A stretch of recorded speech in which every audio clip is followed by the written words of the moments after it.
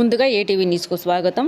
జూలూరుపాడు మండలంలో పలు ఇందిరమ్మ ఇండ్లకు శంకుస్థాపన కార్యక్రమంలో పాల్గొని వెంగన్నపాలెం గ్రామ పంచాయతీ కార్యాలయం ముందు ఏర్పాటు చేసిన కళ్యాణ్ లక్ష్మీ షాద్ ముబారక్ చెక్కులను లబ్ధిదారులకు అందజేసిన వైరా నియోజకవర్గ MLA Maloth Ramdas Naik. ATV news, Julurupadu.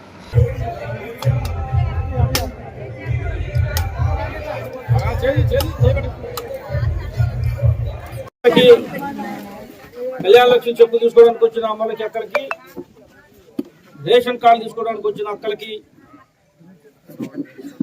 CM relief fund తీసుకోవడానికి వచ్చిన 23 మంది సోదరులకు, అన్నలకు, అక్కలకి మీ అందరికి పేరు పేరు నమస్కారం. ఈ రోజు ఈ కార్యక్రమంలో భాగంగా వెంగనపాలెం గ్రామ పంచాయతీలో జరుగుతున్న ఈ సభకి పెద్దలు వెంకటరెడ్డి గారు, మండల పార్టీ అధ్యక్షుడు మంగిలాల్ గారు, మధు గారు, పెద్దలు ఎంఆర్ఓ గారు, సెక్రటరీ గారు, ఇటువ సురేష్ గారు, పెద్దలు నరసింహరావు గారు, గోపాల్ రెడ్డి గారు, మా రఘు గారు, సుమంత్ గారు, ఇంకా మాతో పాటు వచ్చిన మండల పార్టీ నాయకత్వానికి అందరికి కూడా పేరు పేరు నమస్కారం. పత్రికా మిత్రులకు ప్రత్యేకమైన నమస్కారం. ఈ రోజు మీకు తెలవది కాదు, ఏదైతే ఎన్నికల ముందు కాంగ్రెస్ రాజ్యం రావాలని చెప్పి మీకు మాట ఇచ్చామో, ఇచ్చిన మాట ప్రకారం నన్ను ఎమ్మెల్యే చేసినందుకు మీ అందరికి మరోసారి ధన్యవాదాలు తెలియజేస్తా ఉన్నా.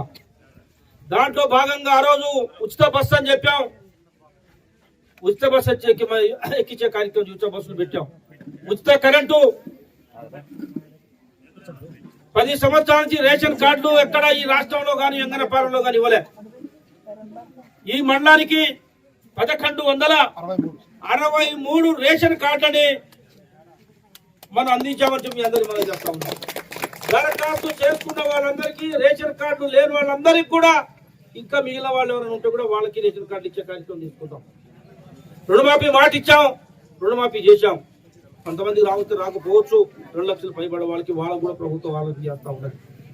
సన్న బియ్యం 60 రూపాయలు ఖరీదు చేసే బియ్యం ఇవాళ మనం పేదలందరికీ అందించే కార్యక్రమం తీసుకున్నాం. ఆనాడు దొడ్డు బియ్యం తింటా ఉన్నాం. దాంట్లో సగం మంది కాదు, 30 మంది కూడా బియ్యం తీసుకునే పరిస్థితి లేదు. అన్ని ఆ డీలర్లకు ఇస్తే ఆ డీలర్ అమ్ముకునేది బయట. మేము 5-6 రూపాయలకి ఇస్తే వాళ్ళు 10-12 రూపాయలకు అమ్ముకునేటోళ్ళు, మన ఎవరు తింటున్నాం కావు.